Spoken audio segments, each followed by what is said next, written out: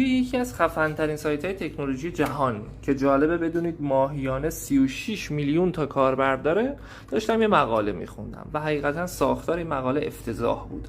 شما مقاله رو ببینید، همش متنه و اصلا نه چیزی بولد شده، نه یه تیتر وجود داره، نه یه عکسی گذاشته. واقعا آدم میل و رغبتی پیدا نمی‌کنه اینو بخونه.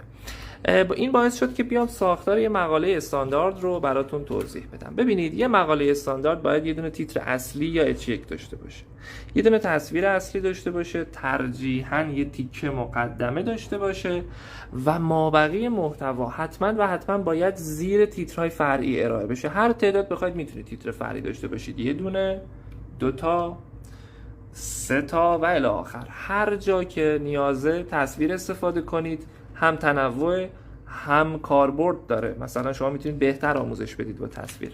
در آخر هم یه جمع‌بندی درست درمون